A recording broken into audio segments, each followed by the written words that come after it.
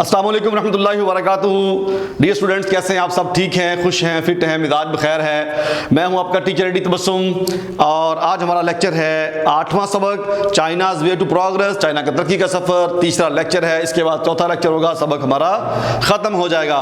बेटा आज का टॉपिक हम डिस्कस करेंगे day in the life of a 16 year old. लाज़मी बात है, चाइना के स्टूडेंट की बात हो रही है और चाइनीज़ वुमन की हम बात करेंगे। सवाल इसमें है कि लाइफ ऑफ चाइनीज़ स्टूडेंट, ये भी मैं डिस्कस करूँगा, और नोट ऑन चाइनीज़ वुमन, ये भी मैं डिस्कस करूंगा। ये सुनने समझने पढ़ने के बाद आपको मजीद इसमें तरद्दुद की ज़रूरत नहीं होगी, आप बड़ी आसानी से ये सबक तैयार कर लेंगे। और सवाल पेपर में जो आते हैं वो मैं यहाँ पे लिखता हूँ। तो टाइम वेस्ट किए बगैर मैं शुरू कर रहा हूँ। कोशिश किया करें पूरा लेक्चर सुन लिया करें, मेहनत के बगैर कुछ हासिल नहीं होता। पूरा लेक्चर सुन लिया करें, ये बहुत ज़रूरी है। एंड तक इसको सुने ताकि आपके जहन में सारी क्लैरिटी हो। सुनने से कुछ नहीं जाता, आपका क्लियर हो, सवाल आएगा आप जवाब दे लेंगे। जी मैं बगैर वक्त ज़ाया किए शुरू करता हूँ। Day in the life of a 16 year old, किताब खोल लीजिए, नोटबुक खोल लीजिए और जो मानी अल्फाज आपको बताता जाऊँ वो साथ लिखते जाएं। पेपर में वो आ सकते हैं, सवाल जो वजाहत करूँ साथ लिखते जाएं। जी, how do the student live and what do they think individually. इनफरादी तौर पर स्टूडेंट क्या सोचते हैं और वो क्या कैसे रहते हैं और क्या सोचते हैं इनफरादी तौर पर। तो इस सवाल का जवाब से हमने शुरू हो गया। Life of Chinese student, despite having to use an interpreter, ये मैंने लिखा इंटरप्रेटर, तर्जुमान की जरूरत होने के बावजूद I was able to find out, मैंने तलाश कर लिया, मैंने इसका जवाब तलाश कर लिया। Here is the result of my interview with Jen Ji Wen Sui, a 16 year old girl. ये इंटरव्यू है एक 16 साल लड़की का, जीवन सुई का, जो स्टूडेंट है, who lives in the workers district, जो के मजदूरों के जिला में रहती है, ऑफ पेंगपू एट शिंघाई। शिंघाई में पेंगपू के मकाम पर वो मजदूरों के जिले में रहती, सॉरी डिस्ट्रिक्ट ऑफ पेंगपू, जिला पेंगपू में रहती है, शिंघाई में रहती है। और she is a people in class 3, वो तीसरी क्लास की स्टूडेंट है। इन द जूनियर स्कूल, वो जूनियर स्कूल में तीसरे दर्जे की स्टूडेंट है। She will shortly be taking her diploma, जल्द ही वो अपना डिप्लोमा हासिल कर लेगी। शॉर्टली का बेटा मतलब होता है कि बहुत जल्द वो अपना डिप्लोमा हासिल कर लेगी। अब ये सवाल करता है how do you spend your day, तो अपना दिन कैसे गुजारती हो। वो कहती है I get up at 6 o'clock, मैं 6 बजे उठती हूँ। इन द मॉर्निंग, सुबह do a few chores in the house. बेटा चोर्स क्या होता है? घर के कामकाज, जो आप कामकाज करते हैं, दोज आर कॉल्ड चोर्स। तो मैं वो कामकाज करती हूँ। फिर क्या करती है भाई, आगे देखते हैं। कहते हैं कि मैं do some house have breakfast, खाना खाती हूँ, नाश्ता करती हूँ, and go to school at 8 बजे मैं स्कूल चले जाती हूँ। जैसे हम लोग 8 बजे स्कूल चले जाते हैं। आई फिनिश एट 11 o'clock, 11 बजे मैं अपना स्कूल ख़त्म करती हूँ। आई गो होम, फिर मैं घर जाती हूँ। हैव लंच, फिर मैं लंच करती हूँ अपना। एट 1:30, ये बड़ी रिसेस हो गई उसकी। एट 1:30, 1:30 बजे I am back at school, मैं दोबारा स्कूल चली जाती हूँ अगेन अंटिल 3 o'clock, 3 बजे तक फिर मैं स्कूल में रहती हूँ। मैं दोबारा स्कूल चली जाती हूँ, 3 बजे तक स्कूल में रहती हूँ। फिर कहता है then I go back home, फिर मैं घर जाती हूँ एंड वर्क, फिर मैं काम करती हूँ। सवाल है कि how much time do you spend on homework eight home, घर में तुम फिर कितना टाइम लगाती हो स्कूल से जो काम मिला होता है करने के लिए।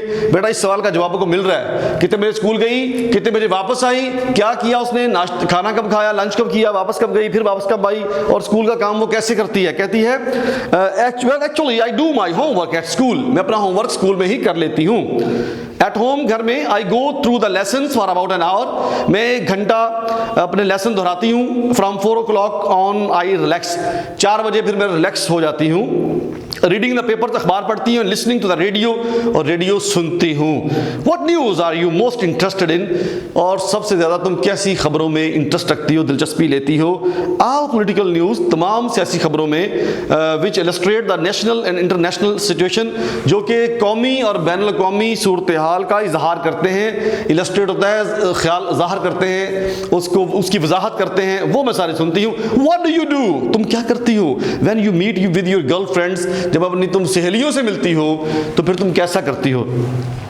आई ऑफन, बेटा ये ऑफन OFTEN जो लफ्ज़ है, इसे इस वर्ड को अमेरिकन ऑफ्टन बोलते हैं, ब्रिटिश ऑफन बोलते हैं। I often go out with girls and boys of my age, मैं अपने ही उम्र के लड़कों और लड़कियों के साथ बाहर निकल जाती हूँ सैर को। We do some sports and often play ping pong, हम कुछ खेल खेलते हैं और पिंग पोंग भी खेलते हैं। तो पिंग पोंग मेरा टेबल टेनिस को कहते हैं, तो हम ये खेल वहाँ पे खेलते हैं। इसके साथ ही ये वाला टॉपिक ख़त्म हुआ और ये वाला टॉपिक शुरू हुआ। चाइनीज़ वुमेन की हम बात करेंगे। पहला सवाल का जवाब आपको मिल गया होगा, हिंट्स अगर आपने नोट कर लिए हो तो।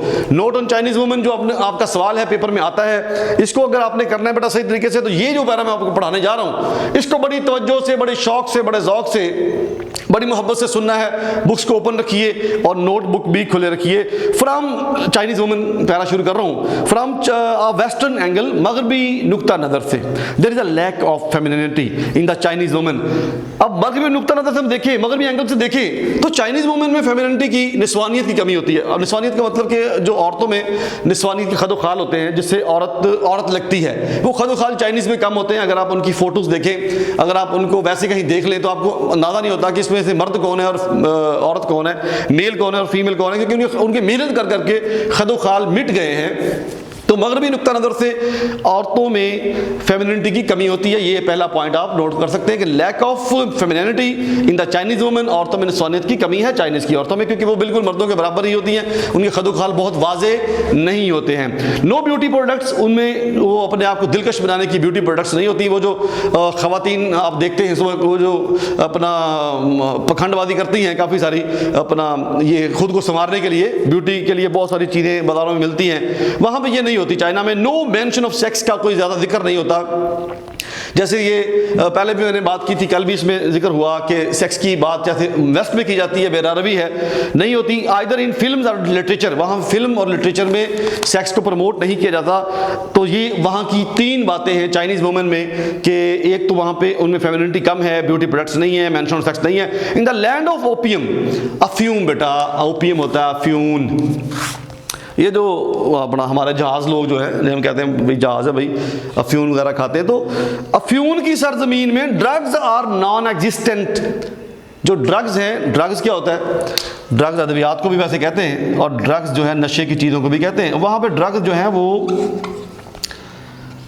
समझ लें नशा, यही समझ लें, नशा वाली चीज़ें जो हैं नॉन एग्जिस्टेंट हैं, अब हैं ही नहीं, नापैद हो गई हैं। नॉन एग्जिस्टेंट अगर कहीं आप पढ़ लें, आपको अंदाज़ा हो जाए, तो ये है बेटा नापैद होना,